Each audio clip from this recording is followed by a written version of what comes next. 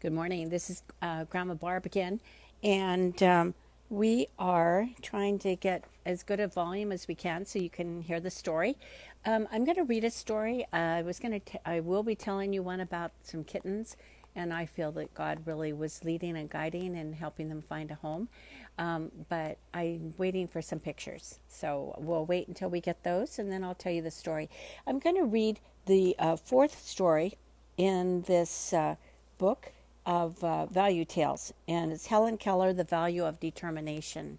Now, one thing this book is, they call it imaginographies, and because it's using your imagination as if there's a little other figure in the story that's kind of giving messages to the whoever the person is we're reading about.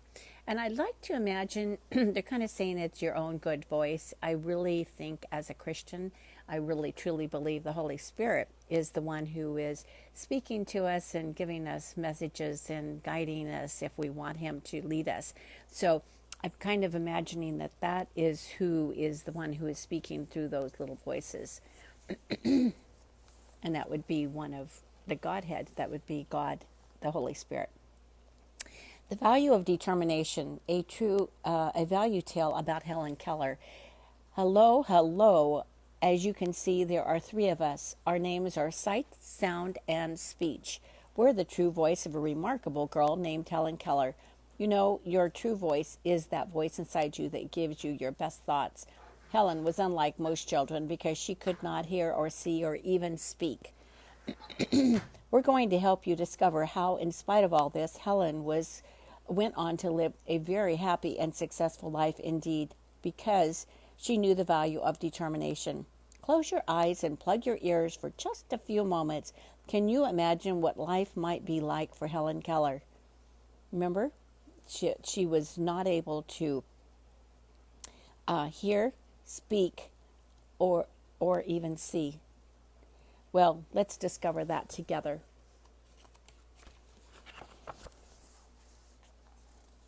Once upon a time, a baby was born by the name of Helen.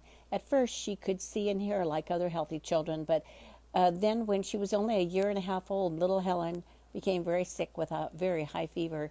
When the fever passed, something very unusual happened. Helen was left blind and deaf.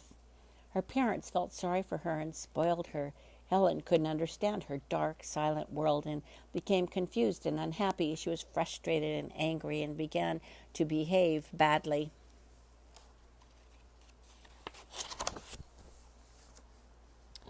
Even when her true voice tried to calm her, we failed. You would be happier if you behaved, we all said to her, but even though she could hear her own thoughts, she refused to pay attention. Her parents finally heard about a very special teacher for blind children named Anne Sullivan, and they called upon her to help them.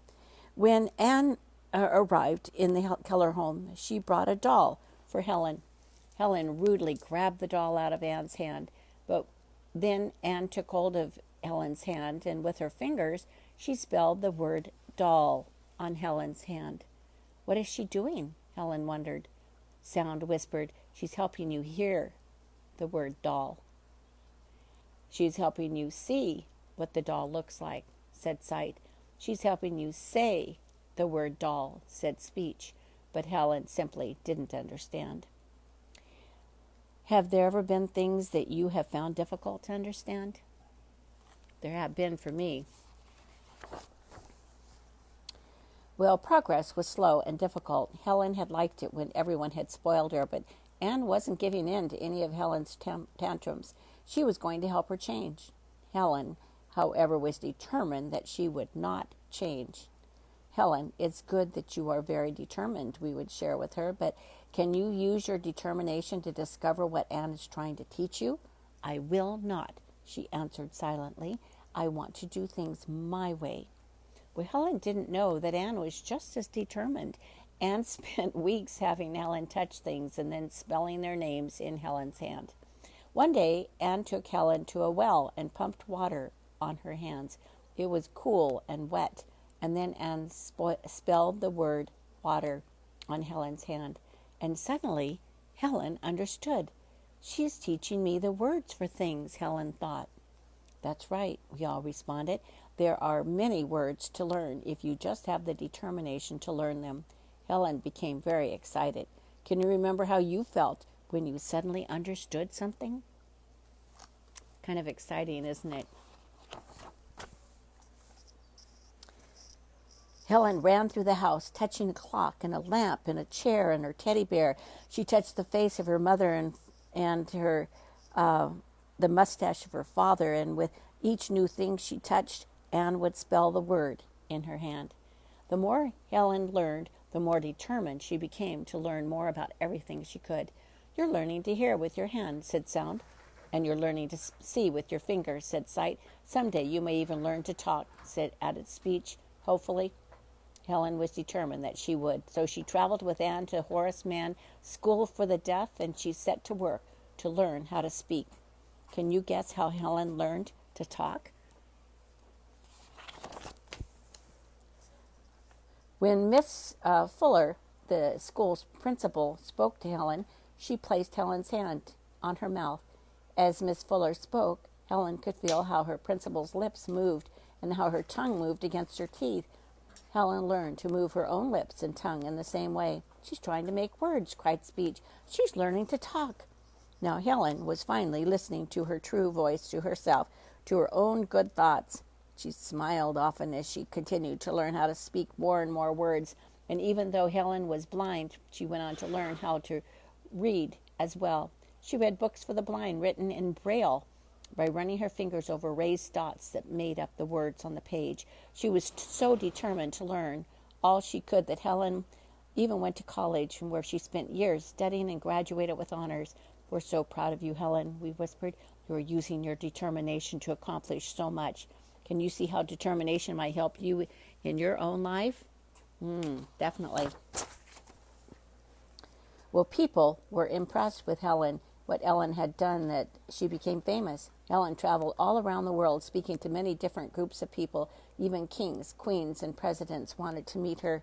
The most important thing that Helen did was to provide real inspiration. Through her determination, she helped people to see that they too could overcome any difficulties they might have and live happier lives as well.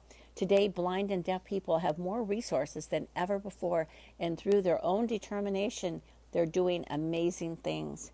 Now, as our story ends, you might want to think about yourself. Could being more determined help you too?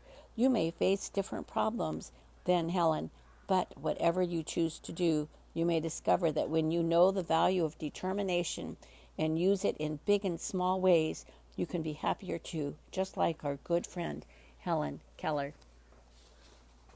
This gives a picture of her, and it gives historical facts and a little more information.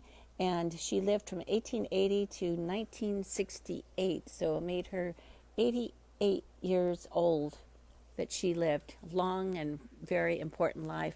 Again, coming out of Value Tales Treasury. I don't know if you can still get it, but your family could maybe Google it online and see if they could locate a copy of it, or maybe it might be in the library when you can check out books in the library again. Anyway. At the National Cathedral in Washington, D.C. Oh, and Papa Ed is saying that she was buried at the National Cathedral in Washington, D.C. So when you go there for a visit, next time you're able to go on a tour, you might look and ask to see where Helen Keller was buried. That's a very special place to be buried. In other words, she did a lot of important things for many people. And so can you.